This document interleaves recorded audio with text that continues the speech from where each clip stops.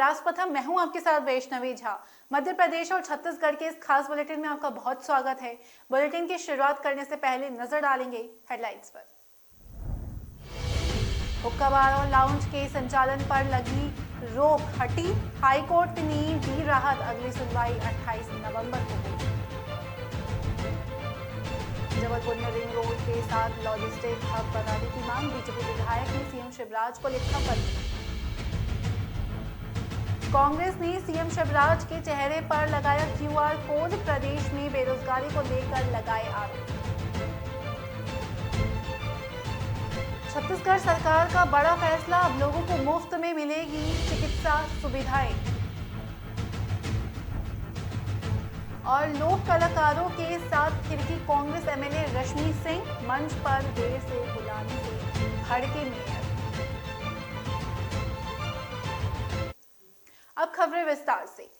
BJP नेता और पूर्व मुख्यमंत्री उमा भारती को खुश करने के लिए भोपाल में हुक्का बार और लाउंज के संचालन पर रोक के सरकारी आदेशों पर अब मध्य प्रदेश हाईकोर्ट ने रोक लगा दी थी और इस मामले पर अगली सुनवाई 28 नवंबर को होगी। मध्य प्रदेश हाईकोर्ट ने बुधवार को भोपाल कलेक्टर के उस आदेश पर अंतिम रोक लगा दी है जिसमें शहर में संचालित हुक्का बार और लाउंज पर प्रतिबंध लगाया गया था। जस्टिस विवेक अग्रवाल की एकल पीठ ने गृह विभाग के प्रमुख सचिव, कलेक्टर भोपाल, पुलिस कमिश्नर और नगर निगम आयुक्त को नोटिस जारी कर जवाब मांगा।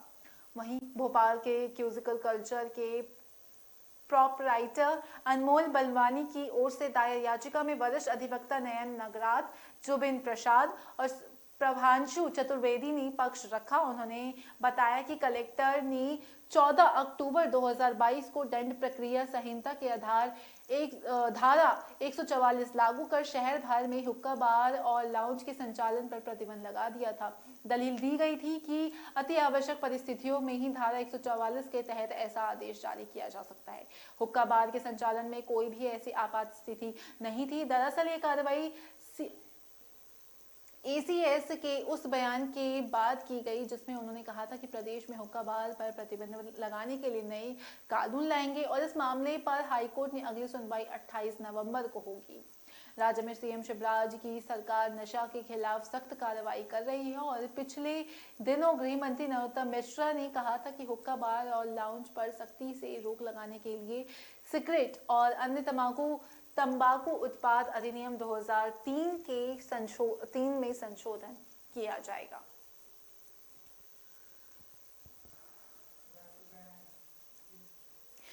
जबलपुर में मध्य प्रदेश की सबसे प्रस्तावित रिंग रोड के साथ ही लॉजिस्टिक हब बनने की मांग उठने लगी है। जबलपुर के पाटन विधानसभा क्षेत्र से बीजेपी वरिष्ठ विधायक अजय बिश्नोई ने मुख्यमंत्री शिवराज सिंह चौहान को पत्र लिखकर रिंग रोड के साथ लॉजिस्टिक हब बनाने की मांग उठाई है।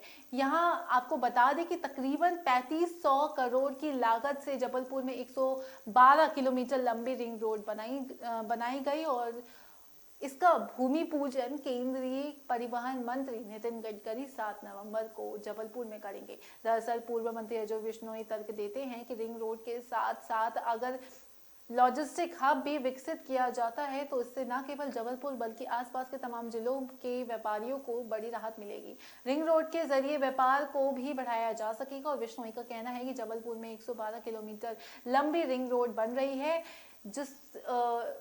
इस रिंग रोड के साथ ही सरकार 300 से 400 एकड़ भूमि और अधिग्रहित कर ले। इसके बाद जबलपुर शहर की कृषि उपज मंडी को यहां शिफ्ट किया जाना चाहिए। इसके साथ ही इस जमीन पर फल फूल अनाज मंडी के साथ साथ अन्य व्यापारिक गतिविधियों को बढ़ावा देने के लिए मूलभूत सुविधाएं भी दी जानी चाहिए। इसके साथ ही इस लॉजिस्टिक हब के समीप व्यवस्थित खेल परिसर का भी निर्माण कराया जाए। यहाँ क्रिकेट समेत अन्य खेलों की सुविधाएं भी दी जा सकती है ताकि यहाँ राष्ट्रीय और अंतर्राष्ट्रीय मैचों का भी आयोजन हो सके। विधायक अजय बिश्नोई का कहना है कि रिंग रोड एक महत्वाकांक्षी परियोजना है। अगर जबलपुर की तस्वीर बदलनी है तो रिंग रोड के साथ ही लॉजिस्टिक हब बनाने के लिए भी जमीन का अधिग्रहण अभी से ही कर लेना चाहिए। अजय बिश्नोई ने ये सुझाव भी दिया कि इस लॉजिस्टिक हब को बनाने के लिए सरकार को अतिरिक्त पैसे की जरूरत भी नहीं है। वर्तमान में जहां कृषि उपज मंडी संचालित हो रही है उस जमीन को बेचकर इसकी राशि से नया लॉजिस्टिक हब आसानी से बनाया जा सकता है।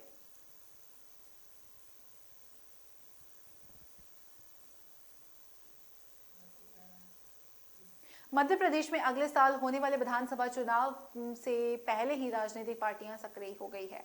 पार्टियां एक दूसरे पर आरोप प्रत्यारोप लगाना शुरू कर चुकी है। इसी कड़ी में कांग्रेस ने प्रदेश के सीएम पर बड़ा आरोप लगाते हुए सड़कों पर मुख्यमंत्री के पोस्टर लगाए। दरअसल इंदौर के कांग्रेस द्वारा इंदौर के प्रमुख चौराहों पर मुख्यमंत्री शिवराज के नाम से शिवराज पे के क्यूआर कोड के पोस्टर बनाकर लगाए गए, जिस पर लिखा गया है कि प्रदेश उधारी पर चलता है, कृपया यहां उधार दे। प्रत्येक व्यक्ति के सिर पर 41,000 का कर्ज दिया है और शिवराज सरकार उधार लेकर घी पी रही है और 400 करोड़ रुपए प्रत्येक महीना ले रही है। कांग्रेस प्रवक्ता विवेक खंडेलवाल ने बताया कि मध्य प्रदेश की शिवराज सरकार ने प्रदेश के प्रत्येक व्यक्ति को 41,000 रुपए का कर्जदार बना दिया और प्रदेश सरकार अपना सालाना बजट से ज्यादा उधार ले रही है और हर महीने 400 करोड़ बाजार से उधार ले रही है। अगर सरकार इसी तरह लोन लेती रहेगी तो वो दिन दूर नहीं जब प्रदेश के हर व्यक्ति के स्तर पर 1 लाख का कर्ज होने लग जाएगा। उन्होंने कहा कि सरकार 22,000 करोड़ तो सिर्फ ब्याज में दे रही है। प्रदेश में अब तक सबसे ज्यादा बेरोजगारी है और करीब इसी वर्ष 6 लाख लोग बेरोजगार हुए हैं और 33 लाख पंजीकृत बेरोजगार हैं। प्रदेश में 1 करोड़ से ज्यादा लोग बेरोजगार हैं। उन्होंने कहा कि 1 लाख नौकरी देने की घोषणा पर प्रदेश सरकार ने मार्केटिंग पर करोड़ों फूंक दिए हैं, लेकिन नौकरी एक लोगों को भी नहीं मिली है। कांग्रेस नेता ने कहा कि प्रदेश में 2000 स्कूलों में शिक्षक नहीं है और प्रदेश के स्वास्थ्य व्यवस्था देश में 70वें स्थान पर है और प्रदेश की स्थिति उधार चंदा के रूप में शिवराज सरकार ने कर दी है। और कांग्रेस नेता ने कहा कि आए दिन सीएम शिवराज सिर्फ घोषणाएं करते हैं और घोषणाओं की मार्केटिंग के लिए करोड़ रुपए उधार लेकर फूंक देते हैं। आपको बता दें कि ये पोस्टर प्रदेश को उधारी प्रदेश बनाने के विरोध में कांग्रेस ने शहर के प्रमुख चौराहे पर लगाए हैं और इसमें सीएम शिवराज के चेहरे वाले क्यूआर कोड के पोस्टर लगाए हैं, जिस पर लिखा है कि हमारा प्रदेश उधारी पर चलता है, कृपया हमें उधार दे।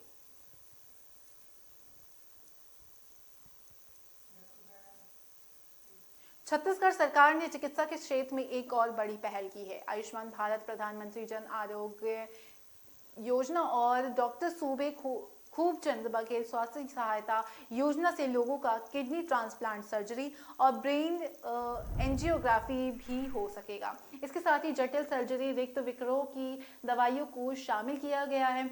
इन योजनाओं के अंतर्गत पंजीकृत अस्पतालों के इलाज के लिए सामान्य बेड, एचडीयू और आईसीयू बेड्स की दरों में बढ़ोतरी की गई है। राज्य शासन के स्वास्थ्य विभाग ने इलाज के पैकेज की दर संशोधित करने और नए पैकेजों को शामिल करने के लिए नेशनल हेल्थ एजेंसी को प्रस्ताव भेजे थे। करीब 800 पैकेज की दरों में संशोधन किया गया है और योजना में नए पैकेजों और हाई एंड दवाइयों को शामिल किए जाने तथा पुराने पैकेजों की दरों में बढ़ोतरी से योजना के अंतर्गत पंजीकृत अस्पताल मरीजों को ज्यादा चिकित्सा सेवाएं प्रदान कर सकेंगे, जिससे मरीजों को अस्पतालों में विभिन्न बीमारियों के इलाज के दौरान खुद का पैसा खर्च नहीं करना पड़ेगा।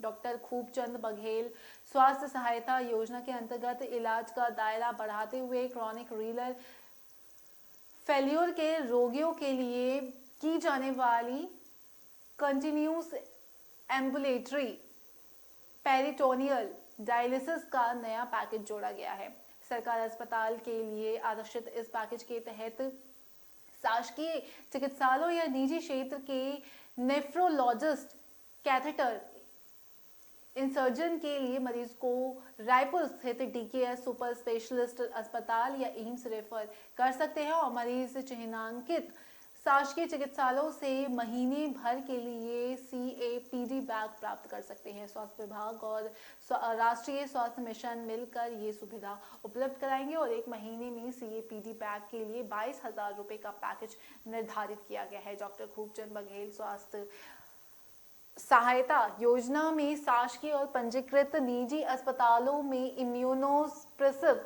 उपचार सहित रेनल किडनी ट्रांसप्लांट सर्जरी को भी शामिल किया गया और इस पैकेज के अंतर्गत मरीजों को डोनर, नेफ्रोटॉमी और ट्रांसप्लांट सर्जरी के साथ ही ट्रांसप्लांट के बाद 1 साल तक ली जाने वाली जरूरी दवाई भी मुहैया इसके तहत कराई जाएगी।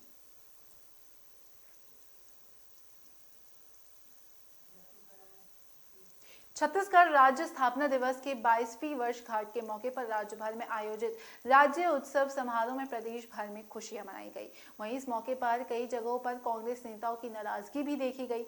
सरगुजा में टीएस सिंहदेव समर्थक प्रदेश स्तर के 2 कांग्रेस नेता डॉक्टर जेपी श्रीवास्तव और जितेंद्र मिश्रा को मंच पर जगह नहीं मिली, इसलिए वे नाराज हो गए। इधर मनेन्द्रगढ़ चिरमिरी भरतपुर जिले में मनेन्द्रगढ़ नगर पालिका के अध्यक्ष प्रभा पटेल को भी मंच पर स्थान नहीं मिला, इसलिए उन्होंने मंच के सामने ही जमीन पर बैठकर विरोध जताया। ऐसा ही कुछ बिलासपुर जिले में भी हुआ। यहाँ महापौर रामशरण यादव नाराज हो गए क्योंकि वे समारोह स्थल के में दर्शक दीर्घा में काफी देर तक बैठे रहे, लेकिन उन्हें किसी ने नहीं पूछा। बाद में उन्हें किसी तरह मना कर मंच में बैठाया गया। आपको बता दें कि 1 नवंबर को छत्तीसगढ़ राज्य स्थापना दिवस मनाया गया था और प्रदेश भर में जिला मुख्यालय में राज्योत्सव कार्यक्रम आयोजित किया गया था, जहां विभिन्न सरकारी योजनाओं की प्रदर्शनी भी लगाई गई थी। इसके माध्यम से सरकार के द्वारा चलाई जा रही अलग अलग विभागों की योजना की जानकारी आमजनों तक दी गई। वहीं शाम के वक्त सांस्कृतिक कार्यक्रमों का आयोजन भी किया गया, जिसमें छत्तीसगढ़ के स्थानीय कलाकारों ने प्रस्तुति देकर लोगों का मनोरंजन कराया।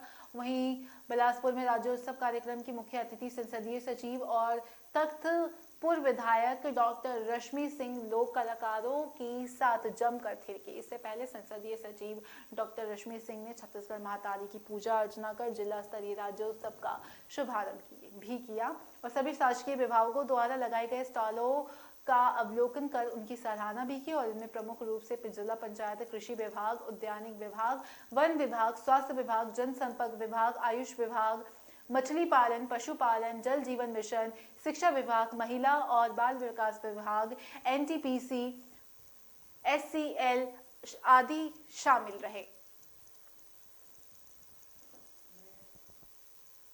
फिलहाल वक्त तो चला एक छोटे से ब्रेक का। ब्रेक के बाद जल्द हाजिर होंगी।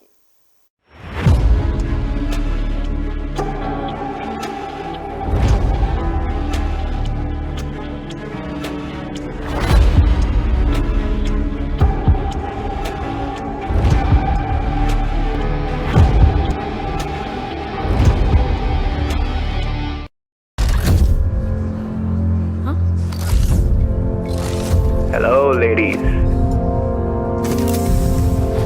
नील,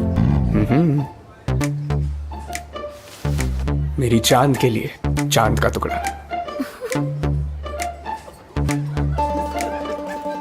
छी! सो चीजी नील, यंग रोमांस है हमारा। कुछ हटके, कुछ अलग करके दिखाओ यार। एक्सक्यूज मी, कुछ अलग देखना है? आपके Amazon शॉपिंग ऐप में है मिनी टीवी। यहाँ मिलेंगे अतरंगी शोज, वो भी free. Amazon mini TV. Young जनता को यही मानता। थोड़ा स्पेस मिलेगा?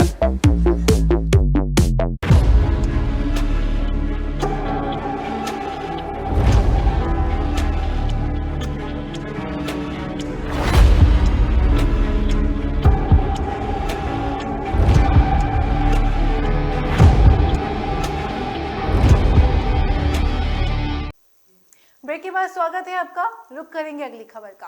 पन्ना में लोक निर्माण विभाग के उपमंत्री में लोकायुक्त सागर टीम ने 7 लाख रुपए की रिश्वत लेते हुए रंगे हाथ पकड़ा है। जानकारी के अनुसार ठेकेदार भरत मिलन पांडे ने 11 करोड़ की सड़क निर्माण के 40 लाख के भुगतान के एवज में उपमंत्री मनोज रिछाड़िया द्वारा 7 लाख रुपए रिश्वत मांगने की शिकायत लोकायुक्त सागर में की थी और जांच में शिकायत सही पाई गई, जिसके बाद लोकायुक्त ने रिश्वतखोर उपयंत्री को रंगे हाथों दबोचने के लिए जाल बिछाया और बुधवार को लोक निर्माण विभाग कार्यालय परिसर पन्ना में उपयंत्री को ठेकेदार से 1 लाख रुपए नगद और 6 लाख का चेक रिश्वत के रूप में लेते हुए रंगे हाथ दबोच लिया। उपयंत्री को गिरफ्तार कर भ्रष्टाचार अधिनियम के तहत प्रकरण दर्ज किया गया। वहीं लोकायुक्त रीवा ने सतना जिले में बड़ी कार्रवाई की। यहाँ सहायक ग्रेड 2 रीडर को 1500 रुपए रिश्वत लेते हुए रंगे हाथ पकड़ा और ये कार्रवाई मेहर तहसील में की गई। शिकायतकर्ता नारायण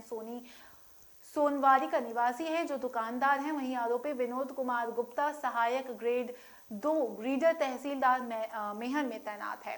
आरोपी ने प्लॉट के नामांतरण के बदले में रिश्वत मांगी थी और शिकायतकर्ता ने हाव भाव से आरोपी विनोद कुमार सोनी को शंका पर वहीं शिकायतकर्ता के 1500 रुपए रिश्वत लेकर तहसील कार्यालय के अंदर से दीवार फांद कर फरार हो गया, जिसकी तलाश की जा रही है।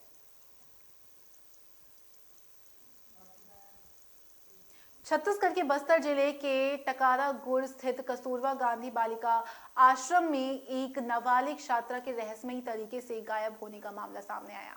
छात्रा पिछले 3 दिनों से आश्रम से लापता है और परिजनों ने छात्रा के गायब होने पर आश्रम के वार्डन पर आरोप लगाया। परिजनों का कहना है कि वार्डन की मारपीट की वजह से और हॉस्टल के उसके सामान फेंके जाने से नाराज छात्रा आश्रम से बाहर निकल गई और उसके बाद वह घर नहीं पहुंची। पिछले 3 दिन से छात्रा लापता है और मंगलवार को परिजनों की शिकायत पर पुलिस भी आश्रम पहुंची और मामले की छानबीन कर गुम छात्रा की तलाशी अभियान जो है वो टीम बनाकर जुट गई है। और परिजनों का कहना है कि छात्रा को जल्द ढूंढा जाए। अगर छात्रा को किसी भी तरह का नुकसान पहुंचता है तो उसकी जिम्मेदारी आश्रम के वार्डन की होगी। पुलिस के जांच के अधिकारियों ने बताया कि परिजनों ने शिकायत दर्ज कराई कि दिवाली की छुट्टी के बाद छात्रा 30 अक्टूबर को घर से आश्रम पहुंची, जिसके बाद 31 अक्टूबर को सुबह से छात्रा नहीं दिखने के से उसकी खोजबीन की गई, लेकिन वो नहीं मिली। फिर मंगलवार को इस बात की सूचना पुलिस को दी गई, जिस पुलिस छात्रा की तलाशी कर रही है। परिजनों के आरोपों पर आश्रम की वार्डन का कहना है कि छात्रा से कोई मारपीट नहीं की गई है,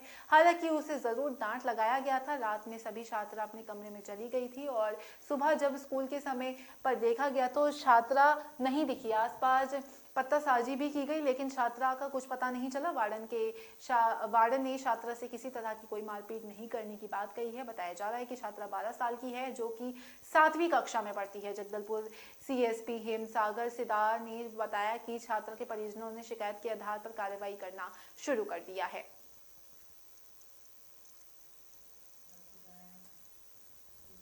मध्य प्रदेश के गृह मंत्री डॉक्टर नरोत्तम मिश्रा ने अनुसूचित जाति और जनजाति वर्गों के प्रति संवेदनशीलता विषय पर आयोजित 2 दिवसीय सेमिनार स्पर्श का शुभारंभ किया।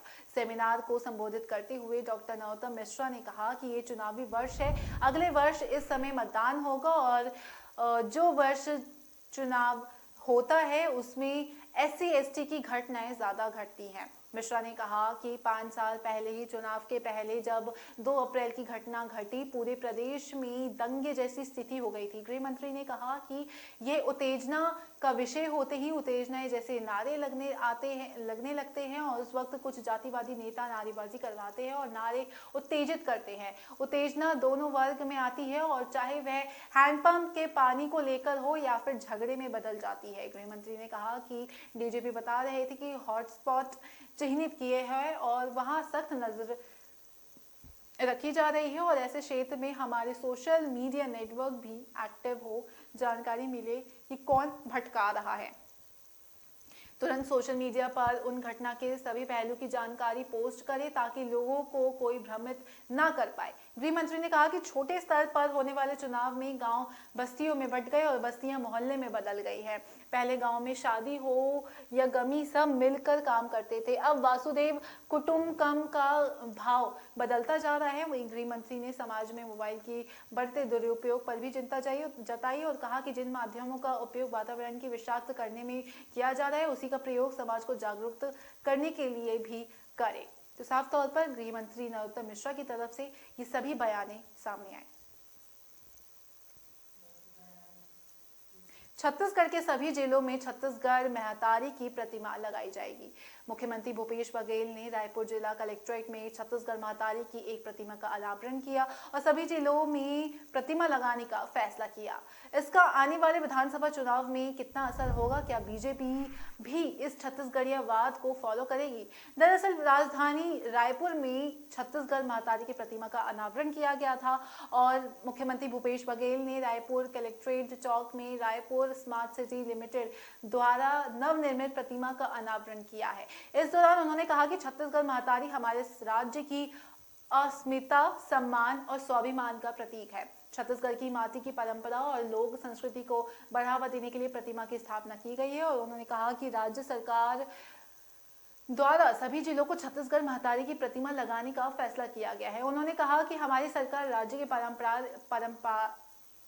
पारंपरिक त्योहारों, खेलों कला और संस्कृति को बढ़ावा देने पर विशेष ध्यान दे रही है। छत्तीसगढ़ महतारी की प्रतिमा राज्य में छत्तीसगढ़ियावाद के प्रमुख निशाने पर है और वहीं छत्तीसगढ़ लोग छत्तीसगढ़ महतारी की पूजा करते हैं और अपना गौरव मानते हैं। राज्य में भूपेश बघेल की सरकार बनने के बाद छत्तीसगढ़ महतारी के सम्मान पर कांग्रेस काम करने का दावा कर रही है। वहीं मुख्यमंत्री भूपेश बघेल ने राज्य के सभी जिलों में छत्तीसगढ़ महतारी की प्रतिमा लगाने के निर्देश भी दिए। इससे पहले भी सभी शासकीय दफ्तरों में छत्तीसगढ़ महतारी की फोटो और शासकीय आयोजन की शुरुआत में छत्तीसगढ़ महतारी की पूजा अर्चना करने का मुख्यमंत्री ने निर्देश दिया था।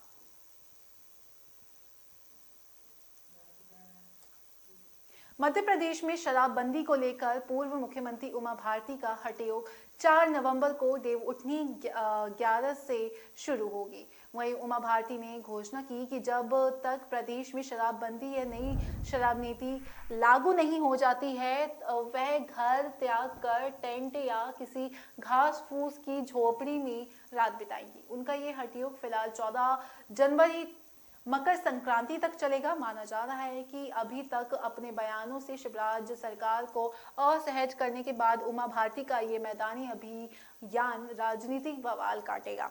उनका इस आंदोलन में बड़ी संख्या में भीड़ जुटाने की आशंका, सरकार भी अलर्ट मोड पर है और सूत्रों का कहना है कि प्रशासन को बिना किसी हस्तक्षेप के उनके ऊपर कड़ी नजर रखने का कहा गया है। और बीजेपी ने दिग्गज नेता उमा भारती को अपने गृह त्याग आंदोलन की शुरुआत नर्मदा के उद्गम स्थल अमरकंटक से करनी जा रही है। वहीं पूर्व उप मुख्यमंत्री उमा भारती के कार्यालय से जारी प्रोग्राम के मुताबिक वह 4 नवंबर को 2:30 बजे अमरकंटक पहुंचेंगी और इसके बाद स्थानीय कार्यक्रमों में भाग लेने के बाद वह रात्रि को वहीं टेंट में ही विश्राम करेगी।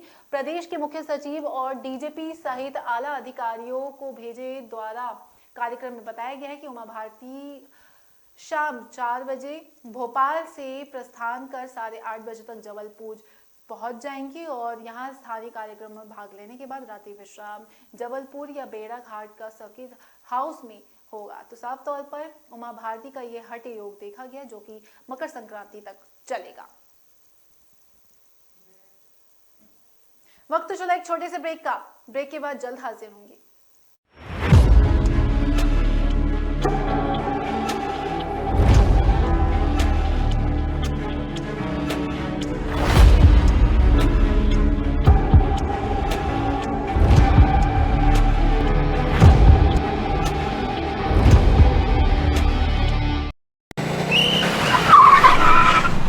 मस्त मास्क पहना रे तूने। Thank you sir. वो जान बचाने के लिए पहनना पड़ता है ना सर। रेडीमेड है या टेलर मेड है? ऑनलाइन ऑर्डर किया है सर। एक और है ना सर। देना। बहुत मस्त लगे आपको। ये ना सर। सर ये ना भाई, जान बचाने के लिए बाइक चलाते वक्त सिर्फ खोपड़े पे मास्क पहनेगा तो खोपड़े को कौन बचाएगा? समझ गया सर। हेलमेट ऑनलाइन ऑर्डर कर वरना हमेशा के लिए ऑफलाइन हो सकता है। Okay sir. ये ले। चल हम ये भी ऑनलाइन भर दे।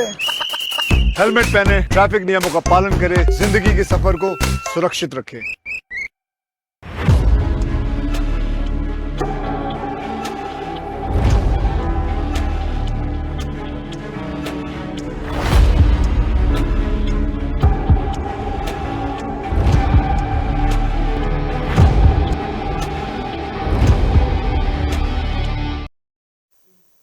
ब्रेक के बाद स्वागत है आपका। बढ़ेंगे अगली खबर की ओर। छत्तीसगढ़ में एसटी एससी आरक्षण में कटौती को लेकर दोनों ही प्रमुख राजनीतिक दलों में आरोप प्रत्यारोप का दौर चल रहा है।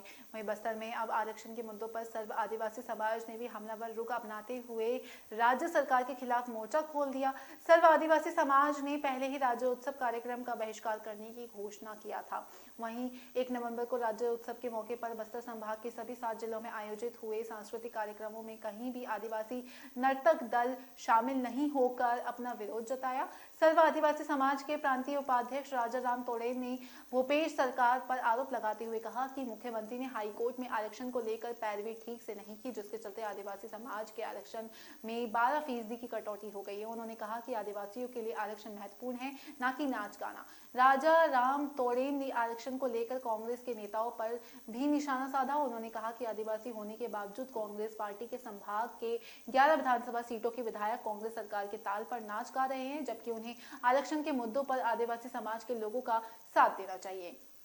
राज्योत्सव के मौके पर सभी आदिवासी विधायकों ने जोश खरोश से राज्योत्सव मनाया, लेकिन आरक्षण के मुद्दों को लेकर अब तक कोई प्रयास नहीं किया गया, जिसके चलते आदिवासी समाज में प्रसिद्ध अलग अलग नर्तक दलों ने राज्योत्सव में हिस्सा नहीं लिया। उन्होंने कहा कि जब तक आरक्षण पर राज्य सरकार अपना बयान स्पष्ट नहीं कर देती, तब तक आदिवासी समाज राज्य सरकार के कार्यक्रमों का विरोध करती रहेगी। साथ ही उन्होंने कहा कि राज्य के किसी भी कार्यक्रम में बस्तर के आदिवासियों का नर्तक दल शामिल नहीं होगा।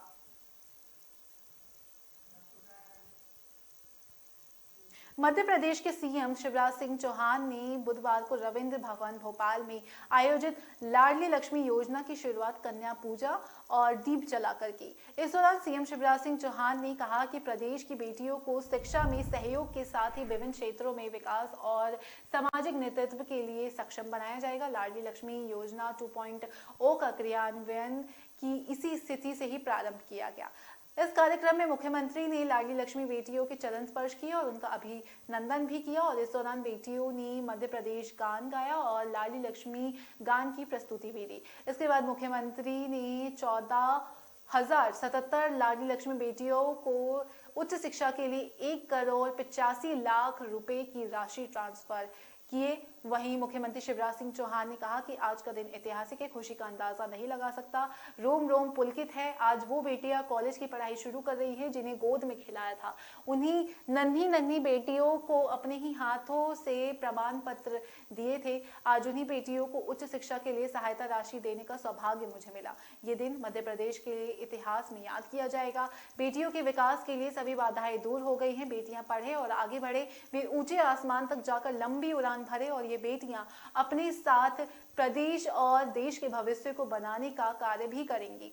वहीं मुख्यमंत्री शिवराज सिंह चौहान ने कहा कि प्रदेश में बेटियों को शैक्षणिक और आर्थिक सशक्तिकरण मिले, इसके लिए अनेक कदम उठाए गए हैं और शिक्षकों की भर्ती के में 50%, पुलिस की भर्ती 30% और पंचायतों सहित स्थानीय निकायों में आरक्षण के प्रावधान से बेटियों और बहनों को आगे बढ़ने का अवसर मिला है। मध्य प्रदेश सरकार ये प्रयास निरंतर जारी रखेगी और मुख्यमंत्री शिवराज सिंह चौहान ने लाडली लक्ष्मियों से आह्वान किया कि वे अपने लिए ही जीवन ना जिए बल्कि देश और समाज के लिए भी जीवन जिए और इसी में जीवन की सार्थकता है। साफ तौर पर सीएम शिवराज की तरफ से लाडली लक्ष्मी योजना 2.0 का शुभारंभ किया गया।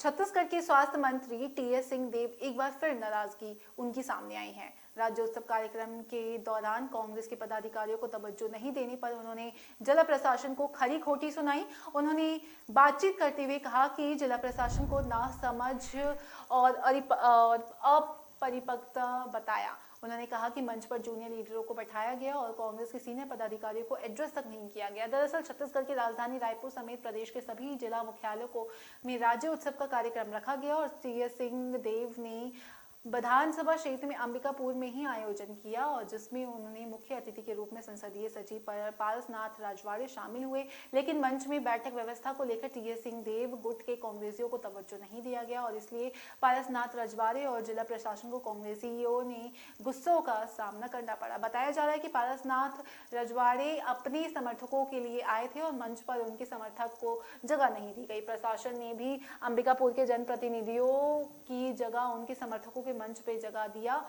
इससे टीएस सिंहदेव के समर्थक कांग्रेसी नाराज हो गए और नीचे जगह बनाकर बैठ गए। लेकिन जब मंच से सरकार की उपलब्धि गिनाई गई तो क्षेत्र के स्थानीय विधायक टीएस सिंहदेव का नाम एक बार भी नहीं लिया गया। इससे कांग्रेसी बेहद नाराज हुए और मुख्य अतिथि से सवाल पूछे जाने पर उन्होंने बिना जवाब दिए वहां से निकल गए। इस मामले में टीएस सिंहदेव ने बातचीत करते हुए ये सारी चीजें बताई और उन्होंने अपनी नाराजगी भी जाहिर की।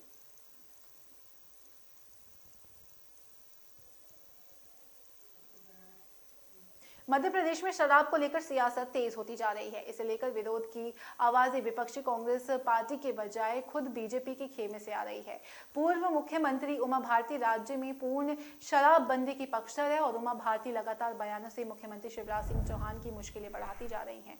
अब जबलपुर से बीजेपी के विधायक अजय विश्नोई ने भी गांव-गांव शराब का बिकने का आरोप लगाते हुए इसे तुरंत बंद कराने की मांग की है। उन्होंने कहा है कि मुख्यमंत्री शिवराज सिंह चौहान इच्छा शक्ति दिखाए और एक आदेश के गांव-गांव बिकने वाली शराब पर रोक लगाए। साथ ही विधायक अजय विश्नोई ने कहा कि इसका राजनीतिक लाभ भी निश्चित तौर पर आने वाले विधानसभा चुनावों में बीजेपी को मिलेगा। और विश्नोई ने यह भी माना कि मध्य प्रदेश के अगले विधानसभा चुनाव में शराब राजनीतिक मुद्दा होगी। जबलपुर की पाटन विधानसभा से बीजेपी के विधायक और पूर्व मंत्री अजय विश्नोई ने बातचीत में साफ कहा कि उनकी मांग उमा भारती के पूर्ण शराबबंदी से भिन्न है। वे चाहते हैं कि शराब ठेकेदारों के गुर्गे द्वारा गांव-गांव बेची जा रही दारू बंद की जाए, जिससे प्रदेश के हजारों परिवार बर्बाद हो रहे हैं। इससे सरकार को सिर्फ 3-3.5 हजार करोड़ के रेवेन्यू का लॉस हो सकता है, लेकिन प्रदेश के लाखों लोगों की जिंदगियां बच जाएंगी। पूर्व मंत्री अजय विश्नोई ने अपनी इस मांग को राजनीति का फायदा भी बताया। उन्होंने कहा कि अगर सीएम शिवराज सिंह चौहान इच्छा शक्ति दिखाए और गांव-गांव बिकने वाली शराब पर रोक लगाए तो इसका बीजेपी को अगले विधानसभा चुनाव में भी राजनीतिक लाभ मिलेगा। साथ ही उन्होंने कहा कि मेरा दावा है कि हर पोलिंग बूथ पर बीजेपी के कम से कम 100 महिला वोट जो है वो बढ़ जाएंगे।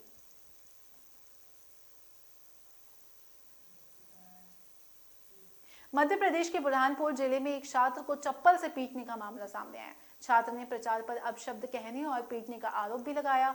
बताया जा रहा है कि छात्र ने प्राचार्य से सामाजिक अध्ययन विषय पहले समझाने और फिर लिखवाने की बात कही थी, जिस पर प्राचार्य द्वारा छात्र के पिटाई कर दी गई और पीड़ित छात्रा ने 9वीं कक्षा के पीड़ित छात्र जो है वो 9वीं कक्षा का छात्र है और मामले में पुलिस थाना शिकारपुर में लिखित शिकायत की गई है। और जानकारी के अनुसार मामला जिले सरोला स्थित स्कूल का है, जहां कक्षा 9वीं की छात्र ने प्राचार्य मारपीट की और अपशब्द कहने का आरोप भी लगाया। कक्षा 9वीं के छात्र अनिल गुलाब माले ने जानकारी देते हुए बताया कि प्राचार्य अशोक सवकारे कक्षा में सामाजिक विज्ञान पढ़ाते हैं। वे हर बार बोर्ड पर लिखवा कर चले जाते हैं, लेकिन पढ़ाने की विधि में वे विद्यार्थियों को कुछ भी नहीं समझाते हैं। जब भी उन्हें समझाने की बात कही जाती है तो सभी को डांट कर चुप करा देते हैं। प्राचार्य अशोक सवकारे को कक्षा में आए और बोर्ड पर लिखवाने लगे। मैंने उनसे कहा कि सर आप लिखवा कर चले जाते हैं, लेकिन हमारी समझ में कुछ नहीं आता है, इस कारण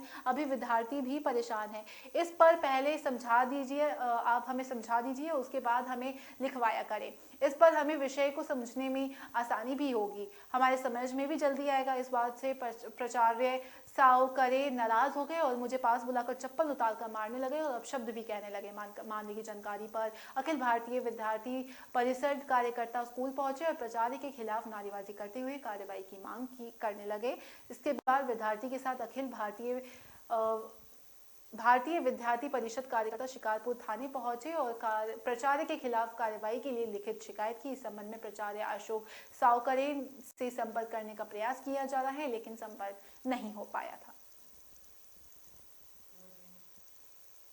मध्य प्रदेश और छत्तीसगढ़ के इस खास बुलेटिन में फिलहाल मेरे साथ इतना ही। मुझे दीजिए इजाजत। नमस्कार।